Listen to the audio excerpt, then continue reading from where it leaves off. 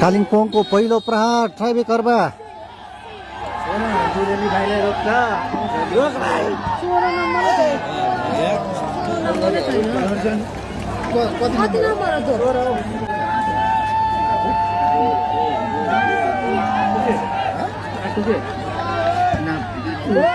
Goal एक goal भएको छ।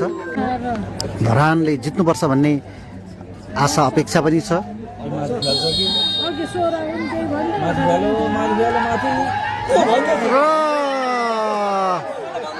महानुभावहरू कालिम्पोङको गोल प्रहार बाहिरिएको छ र धरानलाई एडभान्टेज छ। र अहिले धरानका खेलाडी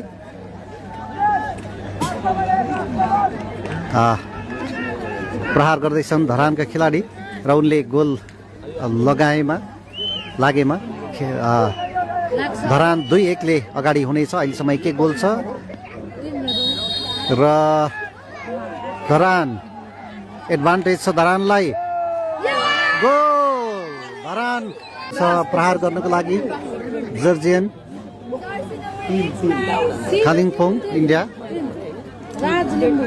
सक्दो सेयर पनि गरिदिनु हुनेछ भन्ने अपेक्षा लिएको छु। धेरैभन्दा धेरै दर्शकहरू माझमा पुगोस् र मुटु रोकिएको अवस्था छ भएको छ अहिले कालिम्पोङबाट। टाइब्रेकरमा धकेलिएको हो दर्शक बाबु। धरान यो तेस्रो प्रहार हो धरानको टाइब्रेकरमा।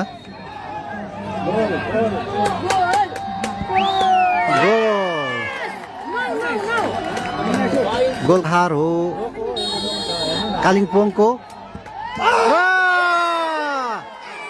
असफल बनाइदिएका छन् धरानका गोलकिपरले यो प्रहारलाई। कालिम्पोङका खेलाडी निराश र यहाँ अभिवादन गरिरहेका छन् धरानका गोलकिपर छन्।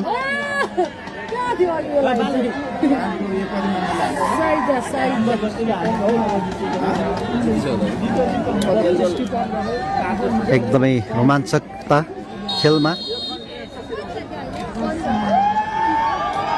Dharan goal goal goal goal goal goal र